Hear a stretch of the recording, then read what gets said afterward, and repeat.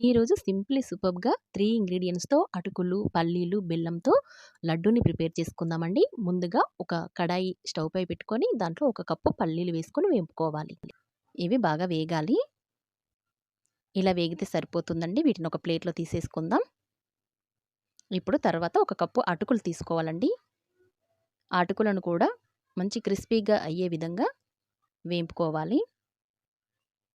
అటుకులు కూడా వేగిపోయాయి కదా! వీటిని కూడా ఒక ప్లేట్‌లో తీసేసుకుందాం. ఇవి 2 పూర్తిగా చల్లారాలండి. అలాగే పల్లీలకి పొట్టు ఒలుచుకొని పెట్టుకోవాలి. ఇప్పుడు మిక్సీ జార్‌లో వేసేసుకుందాం ఈ పల్లీలని.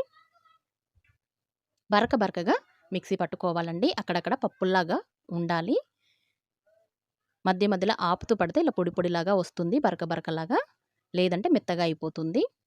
ఇప్పుడు అటుకులను కూడా మిక్సీ పట్టుకుందాం. అటుకులు కూడా బాగా మెత్తగా అవ్వనవసరం లేదండి. కాస్త రవ్వ రవ్వలా ఉంటే సరిపోతుంది. మరీ రవ్వలాగా కాకుండా, మరీ పొడి పిండిలాగా కాకుండా ఉండాలి. చూడండి ఈ విధంగా ఉండాలి. ఇప్పుడు స్టవ్ పై ఒక చిన్న కడాయి పెట్టుకొని దాంట్లో నెయ్యి వేడి చేసుకొని, దాంట్లో జీడిపప్పు, బాదం పప్పు చిన్నగా ముక్కలుగా కట్ చేసుకొని వేసుకున్నాను. అలాగే కిస్మిస్‌లు కూడా వేసుకొని ఫ్రై చేసుకున్నానండి.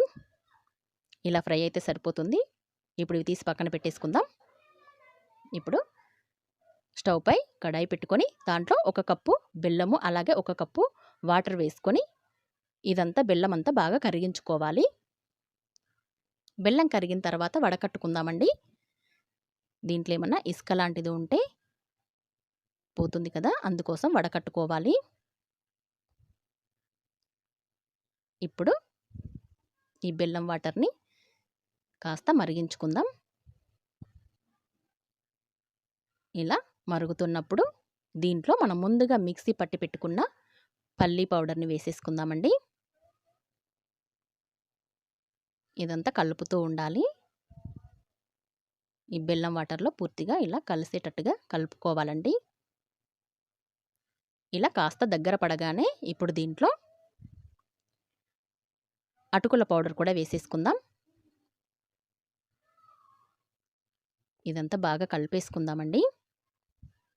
ఇది వేసిన తర్వాత త్వరగా చిక్కపడిపోతుంది.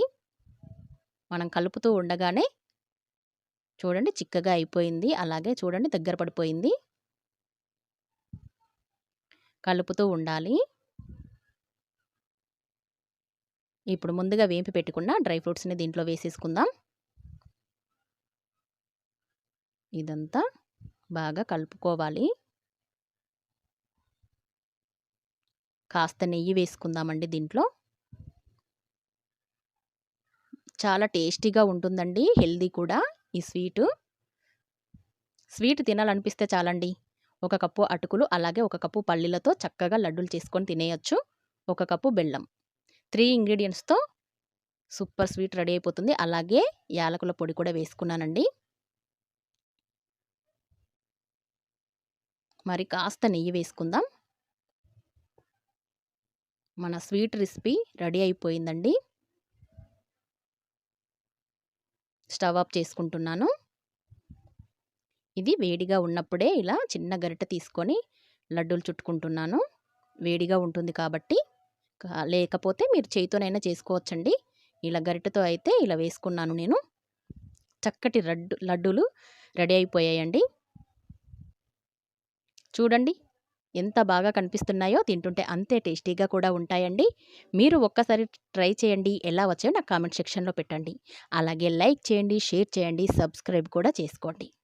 మరొక వీడియోతో మళ్ళీ కలుసుకుందామండి. Thank you for watching.